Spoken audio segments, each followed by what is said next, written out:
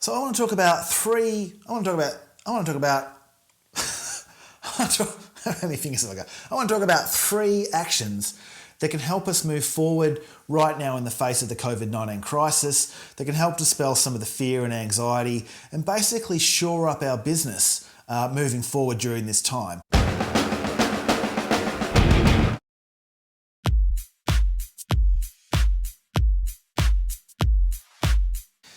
If you're owning or operating a business right now in the face of COVID-19, if you're anything like me, you will be feeling anxious, a lot of anxiety.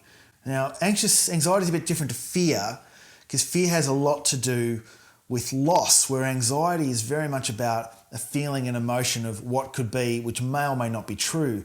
But the thing is, anxiety is real and it can be really, what's the word? You freeze, what do I do? And that's shit. Basically that's shit, because in business, if you're not moving, you're not going nowhere. That's what I really believe.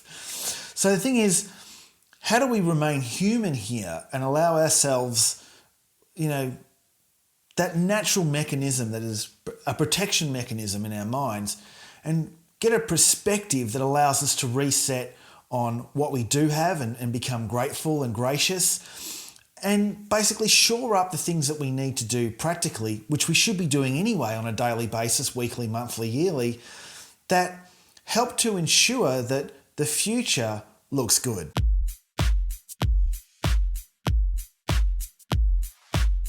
So I want to talk about how many fingers have I got? I want to talk about 3 actions that can help us move forward right now in the face of the COVID-19 crisis, that can help dispel some of the fear and anxiety and basically shore up our business moving forward during this time. And those things start with our creditors, our debtors, and our people.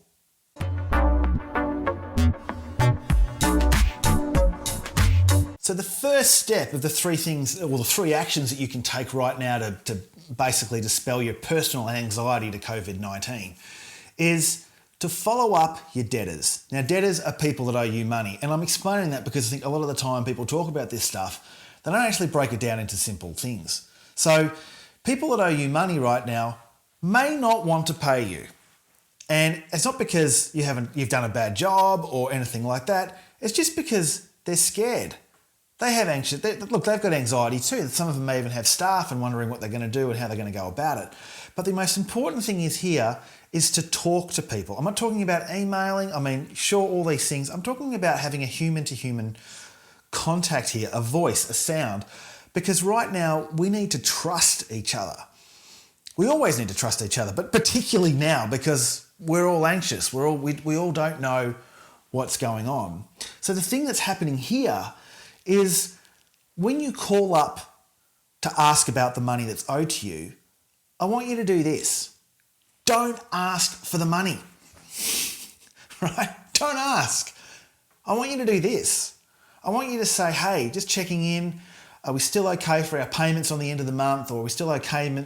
Are you still right to be, making a payment, in X amount of time, in 45-day time? I'm not asking for it from you now. I just want to know where we're at, because, just like you in your business, we're just checking in our monies that are owed to us, and we want to make sure that we're going to be able to pay our bills. Now, that is a really non-confrontational way of asking for your money. Now, I spent over 15 years running a solid business with staff, big time, in the construction industry. And we used to have 6 different types of invoices on one project sometimes, because that's how the contracts were worked. It was complex. But the best way to ever get money out of people was to not ask for it, but was to check in when it was scheduled by them. So point number 1, ask for your money by not asking for it, but check in to see where people are at. I just want to share a couple of things here. Because this is such an emotional time and it's anxious, we really need to show our humanity here. Look, I believe good business anyway should be talking like this all the time. This is my practice. Because if we can show that we're human, then we're going to create one thing here, greater trust. And business all relates on trust. Most business that you get will always come from word of mouth because they're relying on someone else's, the trust they have in someone else to recommend you. And then the evidence that you provide through your marketing or how you demonstrate that should create an opportunity to develop a relationship. But here, your customers are already have a relationship with you. This is a time to get a better one. This is a time to make one that's loyal. This is one without a loyalty scheme.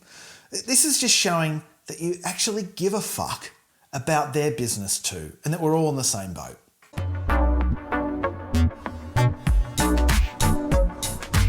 Point number 2, I like this one. Confirm your creditors. Now, creditors are people that supply you.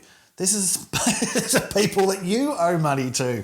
Now, hopefully they're going to behave in a similar way to what I've just said for your own debtors. That is that they're going to call you and say, hey, are you right to pay us? I don't know, I really hope that this reset here is an opportunity for us to think more about each other and how we interact. Business is fragile, if not life itself. The perspective that we have is critical. It is critical to how we manage our mindset and our service offering. Because at the end of the day, the things I'm talking about here are brand. And brand are, and I'm going to quote Michelle Hogan, who's a fantastic brand consultant, brand is the promises that we keep. And I like to say, and also the ones we don't. Basically, brand is the experience that people have with us. Now, with creditors, people that supply us goods, this is a real opportunity for us to shore up our business continuity. Now, business continuity is basically our ability to meet our promises, to keep on doing what it is that we do that we promise in our marketing. It's a way of saving face. And this is really crucial here.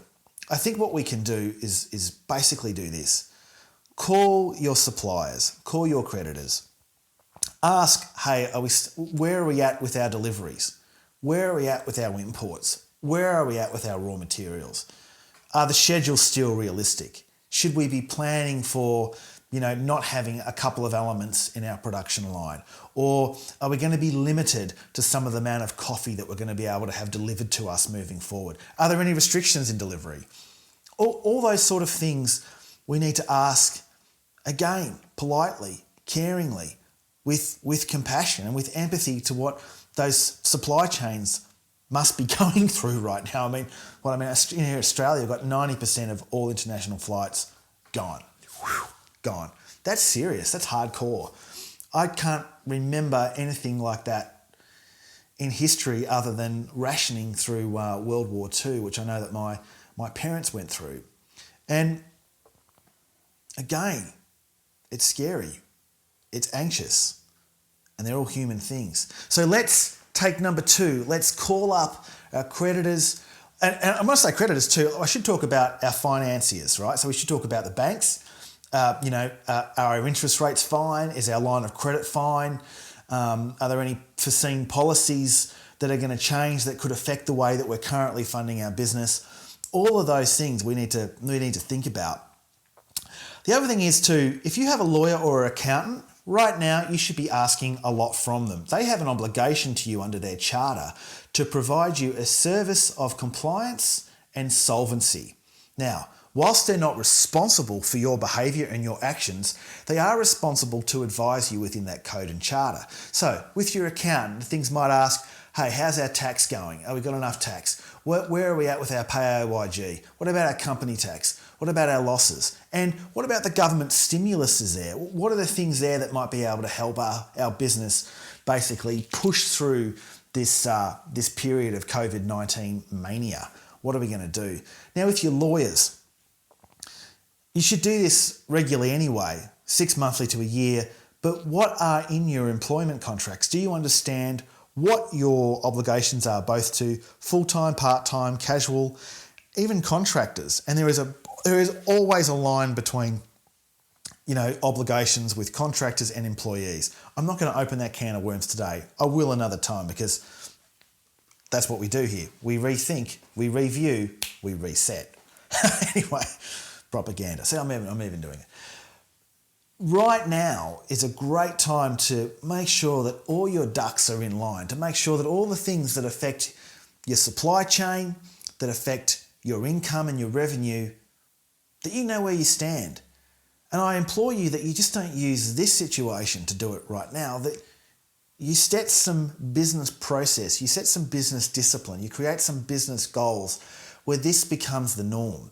And I am constantly surprised in the businesses that I consult with, how they don't have business process. They don't induct people into their companies. The owners know, the directors know, but then they get upset when their employees don't perform the way they want, and they sometimes, without knowing, think that their employees should act like they do.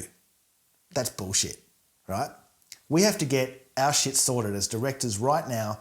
We have to empower our staff, our employees, our contracts right now with some information, some factual certainty about their roles, their jobs, where they're at, whether they need to take some leave right now, whether they need to take some sick days. Like, these are entitlements if they're full-time employees. Perhaps this is a time, an opportunity for you to shut your business, clean your office, give everyone a break for 2 weeks and reset.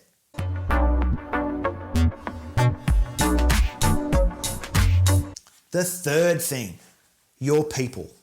This is absolutely the most important one as far as I'm concerned, because as an entrepreneur, to build a business, it may start with you. You may have the idea, you may have all these sets of skills to build something, but ultimately to scale that business, it takes people and it takes process. And in there is a culture. So I'm going to say 4 things here that are really important right now that I believe that you should do. Again, pick up the phone because people might be working from home right now, and I really want you to talk. If you're a CEO, a HR manager, anyone that's looking after people, these are the 4 things. I want you to ask. I want you to listen. I want you to respond, and then I want you to act. Okay, what am I talking about here? I want you to ask one thing of your key people. Everybody, how are you feeling? How's this COVID-19 mania impacting you? Do you have toilet paper? I mean, it's a bit of a joke there, but it's quite serious for some people. But ask how people are feeling. Is there anything there that they want to talk about that is on their mind? This is very, very much a human situation. Okay, now when you ask these questions, I want you to put your big elephant ears on, because right now the opportunity here is to basically show people, if you're not already, show your staff, show your team that you give a fuck about them, that you actually care. So listen, understand, and intently try and engage what's going on in their minds, because apart from you assuring up that they're going to get paid, that they still have all their entitlements, and hopefully that they have a job to go back to, and if they don't, you need to be truthful about it now, because the truth always is the greatest equalizer. But do that. Okay, so you've asked, you've listened. Now it's a chance to respond. And I want you to respond with empathy, okay, within their perspective. I don't want you to talk about your stresses or what you're going through as a business owner or what you're dealing with as a manager.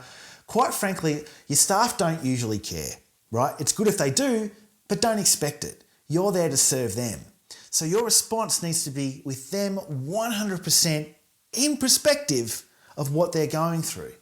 Because at the end of that is going to come point 4. How are you going to act? Right. The truth is the cure. The truth always wins through. So if you're unsure about where you stand legally, if you're unsure where you are financially and the tax office and whether you're truly solvent or not, have enough money in your company to pay your bills and your obligations, ask. This is why your advisors, and accountants and lawyers are advisors. They're not responsible for your actions. You are. Seek their help. And if you're unsure on how to potentially even talk to your staff, watch a YouTube video on empathy. There's heaps out there. YouTube it, Google it, do something, or talk to someone else who you really respect how they interact. Find out. But right now here, as a person that's looking after people and contractors, who are people? There's no real distinction really. It's your time to shine. It's your time to lead. It's your time to stand for the things that they care about. You know, if you look after the people that serve you, in other words, if you look after the field and the seeds, the harvest will come. It will come. And COVID-19, you know, heaven forbid, this doesn't last long and it gets sorted out. But this is a time for us all to reset, to have a look at our business processes, to have a look at our policies, to clean up our junk, to get rid of the bullshit that stops us having, you know, great businesses. It's good to have a business that makes money, but isn't it even more amazing to have a business that you love going to, that when you finish at the end of the day, you don't even think that you've gone to work because you love it so much, because it functions so well, because people are happy and they're able to give you their talents and their passions, not just their time. You know what I'm saying?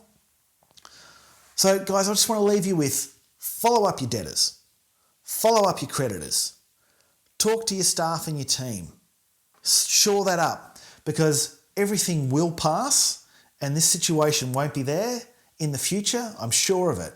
But this is an opportunity for you to get a whole lot of things right, to review, rethink and reset your business. I'm Dean Homicki and I look forward to seeing you in the next episode. Go tell people you love them.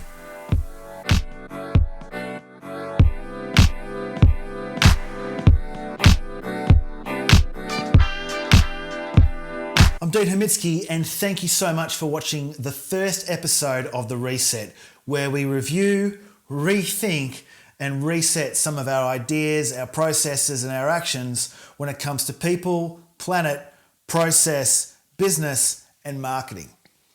If you like what you've heard today, can you please press subscribe? Even more, leave a comment and more importantly, share this. I want to bring really great vibes to this world. Right now, it's a tricky time and we need each other.